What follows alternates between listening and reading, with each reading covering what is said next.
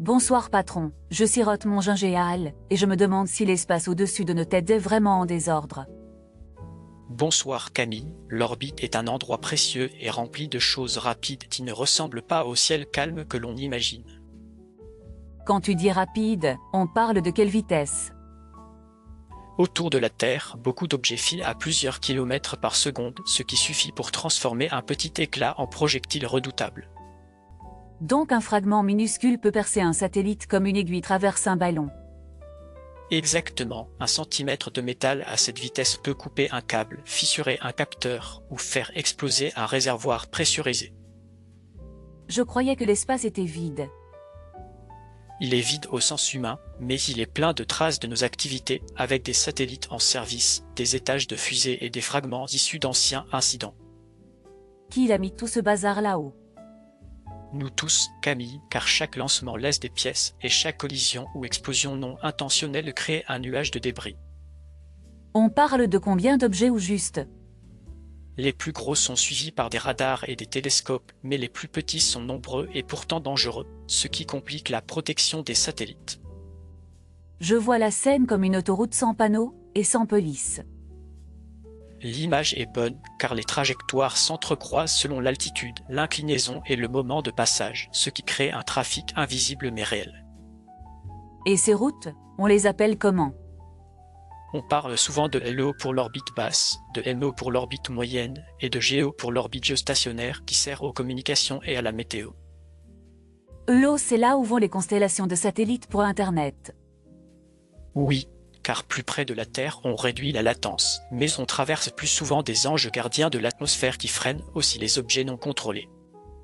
Donc l'eau se nettoie un peu tout seul grâce à l'air qui traîne encore très haut. C'est vrai sur le long terme, mais pas assez pour effacer des nuages de fragments qui se renouvellent si l'on ne change pas nos façons de faire. On a déjà eu des accidents sérieux là-haut. Oui, des destructions volontaires de satellites lors d'essais anti-satellites et une collision entre deux satellites qui a montré la fragilité du système orbital. Ces événements ont laissé beaucoup d'éclats derrière eux. Des milliers de pièces cataloguées et bien plus de fragments non suivis, ce qui a rendu certaines altitudes plus risquées pendant des années. Je commence à comprendre le mot avalanche que j'ai lu quelque part. Tu penses au syndrome de Kesse, une idée simple et puissante, selon laquelle au-delà d'une certaine densité les collisions produisent des fragments qui provoquent d'autres collisions. Donc si on dépasse ce seuil, on entretient un cercle vicieux. Oui, et dans ce cas la population de débris peut rester élevée même si l'on arrête d'ajouter de nouveaux objets, d'où l'importance de la prévention et du retrait. C'est comme si on laissait tomber un verre, puis un autre, jusqu'à recouvrir le sol d'éclats. Ta comparaison fonctionne, car plus il y a d'éclats, plus on glisse, et plus on casse d'autres verres, ce qui finit par bloquer le passage. Et si un satellite se fait percuter, on perd quoi? On peut perdre la navigation, les transactions bancaires, une partie des observations météo, et même la synchronisation de réseau, car nos services dépendent du spatial.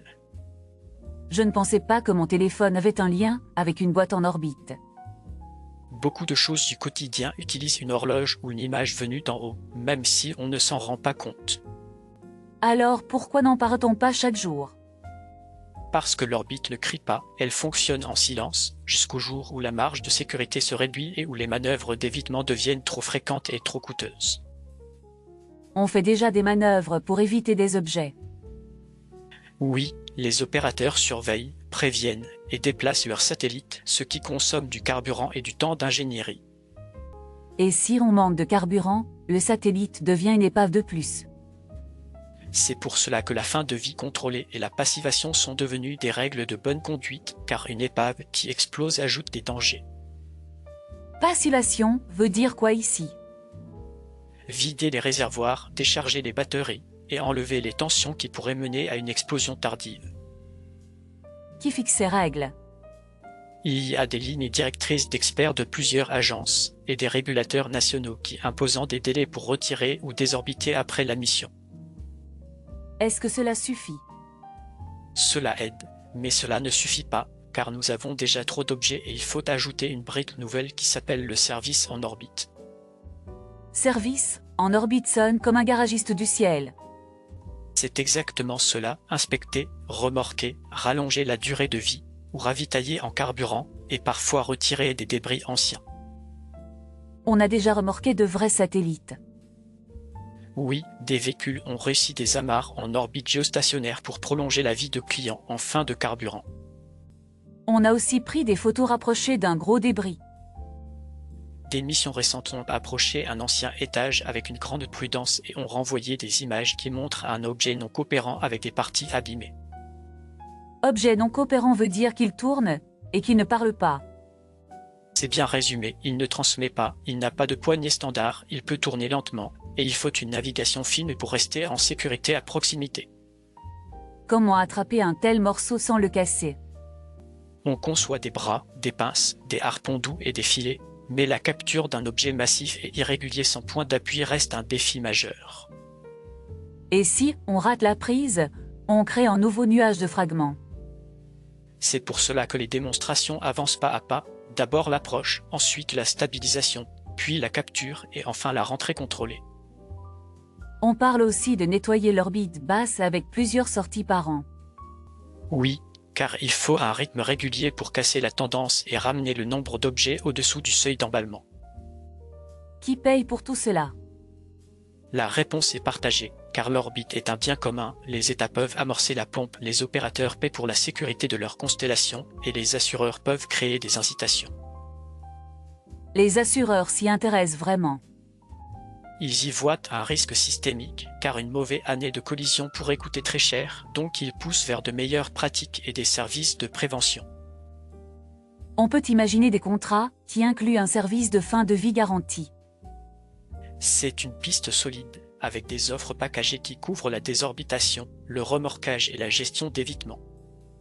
Et la question juridique m'intrigue, est-ce que l'on a le droit d'attraper l'épave de quelqu'un d'autre? La règle dit qu'un objet spatial reste la propriété de son état d'immatriculation même s'il ne fonctionne plus, ce qui signifie que le consentement est nécessaire.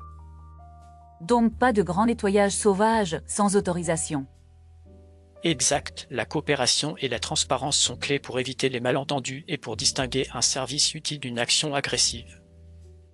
Je sens poindre la question du double usage. Tu as raison, une technologie qui approche et saisit un objet peut servir à réparer comme à détruire, d'où l'importance des procédures claires et des annonces publiques. Et comment gère-on le trafic tout là-haut? On parle de gestion du trafic spatial avec des données partagées, des catalogues, et des standards pour la notification des manœuvres, ce qui aide tout le monde à prévoir et à éviter. Il existe des standards pour le ravitaillement aussi. Des interfaces se dessinent pour connecter un réservoir à un autre en orbite, ce qui ouvre la voie à des dépôts de carburant et à des services de logistique spatiale. On dirait une station-service en très haute altitude. C'est l'idée, avec des créneaux de rendez-vous, des valves compatibles et des paiements contractuels comme une maintenance planifiée. Tout cela fait naître un nouveau marché. Une économie de services en orbite se forme avec des acteurs de la surveillance, du remorquage, de l'inspection, de la capture et du ravitaillement. Est-ce que l'on peut chiffrer ce marché? On peut parler d'ordre de grandeur qui monte vers plusieurs milliards à l'échelle mondiale, mais l'important est surtout la récurrence et la confiance des clients. La confiance se gagne avec des démonstrations réussies. Oui, chaque approche sûre, chaque capture maîtrisée et chaque extension de vie prouvée rassure les opérateurs et font baisser le coût du capital. Et côté technique, quel est le plus grand défi pour une première capture commerciale? Le défi est de contrôler l'attitude relative, d'absorber les chocs et de garder la stabilité pendant la rentrée ou le remorquage. On parle beaucoup d'objets coopérants et non coopérants. Un objet coopérant a des cibles optiques, des réflecteurs, des ports normalisés et des logiciels compatibles, ce qui rend l'approche plus sûre. Un objet non coopérant n'offre rien de tout cela. Il faut alors mesurer la rotation, estimer la masse et choisir un point de prise qui limite les torsions. Comment apprend-on à viser un cylindre qui tourne lentement? On s'entraîne avec des simulateurs, des bancs d'essai, des algorithmes de vision, et parfois des missions d'inspection sans capture pour bâtir l'expérience. Le public voit-il ces images quelque part? De plus en plus d'équipes publient des vidéos pédagogiques, car montrer le réel rend la confiance plus tangible et suscite des vocations. J'aimerais une explication simple de Kessel avec des mots du quotidien.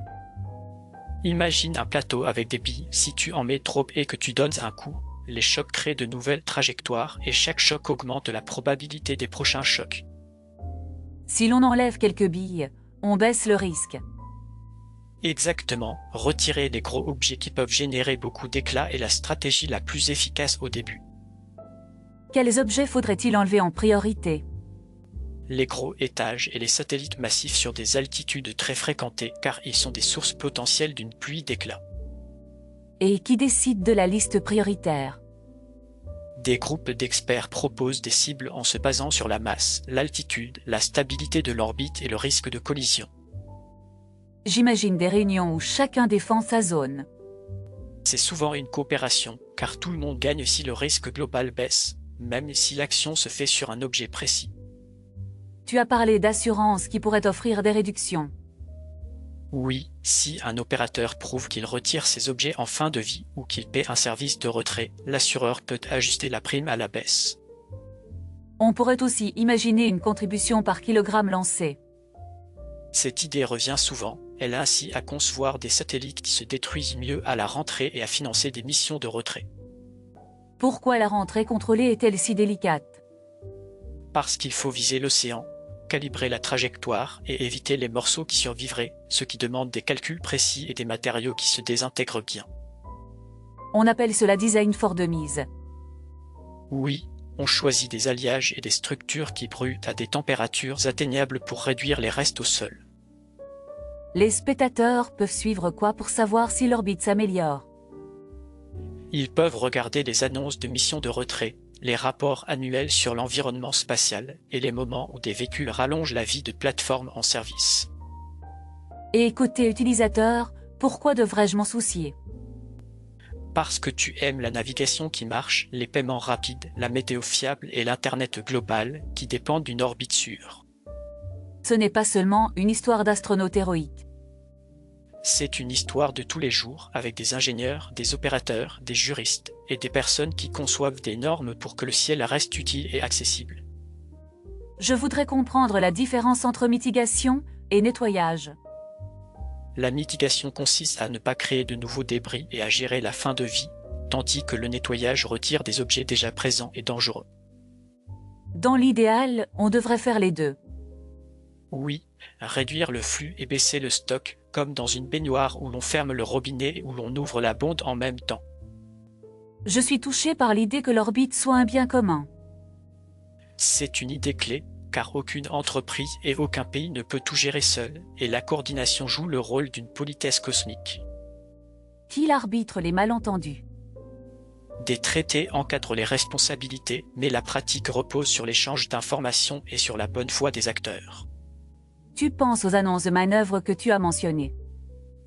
Oui, prévenir les autres des rapprochements prévus, publier des paramètres et expliquer les objectifs d'une mission aide à créer la confiance. Je veux une image simple pour retenir la vitesse. Dis-toi qu'une seconde suffit pour traverser plusieurs terrains de football, ce qui rend chaque rencontre à risque si on ne calcule pas bien. Et l'atmosphère là-haut ressemble à quoi? C'est un souffle très ténu qui freine doucement, plus proche de la caresse que du vent, mais qui finit par faire descendre ce qui ne corrige plus son orbite. Est-ce que l'on peut perdre des services sur une région entière? Si une constellation clé subissait plusieurs pertes, on verrait des interruptions régionales, ce qui montrerait au grand public l'importance du sujet. Je préfère agir avant que cela n'arrive. C'est le bon réflexe, car chaque année gagnée dans la prévention évite des coûts plus lourds ensuite. Je reviens aux véhicules qui prolongent la vie en chevaux. Ils s'amarrantent au point d'attache ou autour du moteur, puis ils prennent en charge le contrôle d'attitude et parfois l'orbite, ce qui redonne des années de service. Et le client économise un remplacement immédiat. Exact, cela lisse les dépenses, évite un vide de service et permet de planifier un satellite de nouvelle génération sans précipitation. Je me demande comment on facture le carburant au-dessus des nuages. On pourrait vendre au kilogramme, au rendez-vous ou en abonnement avec des créneaux planifiés et des pénalités en cas de retard. C'est très terrestre comme logique, et cela me rassure. Les lois de l'économie suivent souvent l'ingénierie, surtout quand on met des standards clairs et des risques calculables. Qui gère les données fiables sur les positions? Plusieurs catalogues existent, certains publics et d'autres privés, et les opérateurs cross-checkent pour réduire les faux positifs et pour décider des manœuvres. Je veux comprendre comment un opérateur décide de bouger. Il compare les incertitudes de trajectoire, le temps restant avant le plus proche passage, le coût en carburant et le risque pour la mission, puis il choisit la meilleure option. Et si deux opérateurs veulent bouger en même temps? Ils se coordonnent, car deux évitements simultanés peuvent recréer un conflit, d'où l'intérêt des canaux de communication dédiés. Est-ce que tout cela rend l'espace moins romantique? Au contraire, savoir comment garder le ciel utilisable ajoute une forme de poésie sobre, celle d'un atelier bien rangé où chaque outil a sa place. J'aimerais une histoire humaine qui illustre la patience nécessaire. Imagine une ingénieure qui surveille pendant des semaines la rotation d'un vieux cylindre, attendant la fenêtre où la lumière révèle un relief utile pour l'approche. Je vois son regard qui cherche la moindre ombre sur la tôle.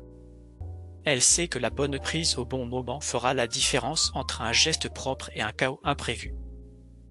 Raconte-moi le quotidien d'un opérateur qui gère une alerte de conjonction. Il reçoit un message avec une probabilité de collision, il lance une revue, il simule plusieurs trajectoires et il réunit l'équipe pour valider un déplacement économique et sûr. Et parfois la meilleure décision est de ne rien faire. Parfois oui, car la mesure s'améliore et le risque baisse, mais il faut suivre de près et être prêt à agir si la courbe remonte. Quelles sont les erreurs classiques à éviter dans la conception d'un satellite pour ce contexte? Éviter les réservoirs piégés, faciliter la fin de vie, prévoir des cibles visuelles et limiter les pièces qui se détachent pendant l'opération. L'éducation joue un rôle ici aussi. Former des ingénieurs aux bonnes pratiques change la culture, car chaque génération peut améliorer le code commun de l'orbite. Je veux une synthèse qui tienne dans ma poche. Moins de nouveaux débris, retrait des gros objets, prolongation quand c'est pertinent, et coopération transparente pour le trafic. Voilà la carte simple. Et pour garder l'attention du public, quelles images faut-il montrer? Des cartes d'orbite claires, des vues rapprochées d'objets réels et des animations honnêtes qui montrent la co et l'effet sans dramatisation abusive. Tu parles de pédagogie, mais tu gardes un ton calme. La gravité du sujet demande de la clarté et de la douceur, car l'enjeu est de donner envie d'agir plutôt que de provoquer la peur. Est-ce que l'on peut fixer un objectif simple pour 10 ans? Réduire le nombre d'objets les plus risqués sur les altitudes denses et augmenter la part de satellites qui bouclent leur fin de vie proprement, voilà un objectif lisible. Comment mesurer le succès année après année?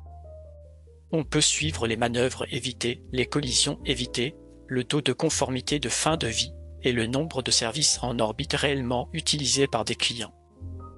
Je sens que la clé est la répétition disciplinée. Tu as l'intuition juste, car une mission unique est un symbole alors qu'un service régulier change la trajectoire collective. Que réponds-tu à ceux qui disent que l'espace se nettoie tout seul avec le temps? Je leur dis que la baisse naturelle existe mais qu'elle est lente et qu'elle peut être dépassée par les collisions, d'où l'intérêt d'une action volontaire. On peut aussi rendre les satellites plus petits et plus nombreux, est-ce mieux? C'est une option pour certains usages, mais le nombre peut compenser la masse, et c'est la gestion de fin de vie qui fait la différence. Si l'on conçoit dès le départ pour être retiré, on gagne du temps plus tard. Oui, un anneau de saisie, une cible visuelle et un port compatible transforment une opération risquée en routine maîtrisée. Je vois une orbite qui passe d'une zone grise à un atelier organisé. C'est l'ambition. Transformer un héritage de pionnier en une infrastructure entretenue comme une voie ferrée bien tenue. Dis-moi une chose contre-intuitive à propos des débris. Le gros n'est pas toujours le plus dangereux en collision directe, mais le gros produit beaucoup de petits silicates, ce qui change l'échelle du problème. Je retiens que l'on doit viser les sources potentielles de pluie d'éclats. Exact, c'est la logique de réduction du risque à fort effet de levier. Qu'est-ce qui pourrait accélérer l'adoption des services en orbite? Des commandes publiques de démonstration, des standards industriels reconnus et des polices d'assurance qui valorisent les opérateurs vertueux. Le public peut-il encourager ce mouvement? Oui, en soutenant la recherche, en valorisant les choix responsables et en s'informant sans céder aux fausses idées. Donne-moi une fausse idée fréquente. Penser qu'un champ magnétique géant peut balayer tous les débris comme par magie, alors que la réalité demande des manœuvres fines et des prises mécaniques. Une autre fausse idée. Imaginez qu'une explosion contrôlée ferait disparaître les épaves, alors qu'elle créerait plutôt une pluie de fragments encore plus difficiles à gérer. J'apprécie le ton sans drame inutile. Le sérieux n'empêche pas l'espoir, et l'espoir vient des ingénieurs qui montrent des progrès réguliers. Quel serait ton message pour une jeune personne qui aime les étoiles? Tu peux aimer la beauté du ciel et apprendre la logistique qui la protège, les deux se complètent à merveille. J'aime l'idée que la beauté demande de l'entretien. Comme un jardin, l'orbite fleurit mieux quand on taille et quand on arrose avec méthode. Parle-moi des signaux de succès à surveiller dans les années qui viennent. Je regarderai les premières captures d'objets non coopérants, les ravitaillements réguliers et la baisse des alertes de conjonction sur certaines altitudes. Et pour un citoyen curieux, où apprendre sans se perdre? Des ressources publiques expliquent bien les bases, et des conférences grand public offrent des synthèses accessibles et honnêtes. Est-ce que le cinéma a aidé ou embrouillé la compréhension du sujet? Il a donné des images fortes mais parfois très exagérées, d'où l'intérêt de revenir aux données et aux mécanismes réels. J'ai envie de poser une dernière question naïve. Est-ce que l'on peut rendre l'orbite plus belle? On peut la rendre plus claire et plus prévisible, et c'est déjà une forme de beauté qui se ressent dans la qualité des services sur Terre. Merci patron, j'ai l'impression d'avoir suivi une promenade d'idées. Merci Camille, tu as posé des questions qui éclairent ce que beaucoup ressentent sans le formuler. Avant de partir, je voudrais une conclusion qui tienne sur un ticket de caisse. Protéger l'orbite, c'est protéger la vie moderne, alors réduisons le flux de débris, retirons les sources majeures et créons des services réguliers avec des règles claires. Je t'écoute encore une seconde pour la note humaine. Chaque mission est une histoire d'équipe patiente, de gestes précis et d'un respect discret pour un ciel qu'on partage. Je me sens plus légère même si le sujet est lourd. C'est l'effet d'une explication qui donne des prises simples et des raisons d'espérer.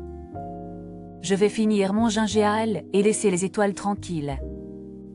Bonne idée, et garde ce goût de curiosité qui rend le monde plus net. Merci patron, à bientôt pour un autre sujet qui gratte l'esprit. À bientôt Camille, et que le ciel te reste doux et clair. Bonne nuit patron, je file avant de me perdre dans une autre question. Bonne nuit Camille, et merci pour la conversation. Bon, il se fait tard, je devrais rentrer, et je viens de réaliser que j'ai oublié mon portefeuille à la maison. Je suis vraiment dans l'embarras, alors je vous demande quelque chose avec un peu de honte et beaucoup de courage.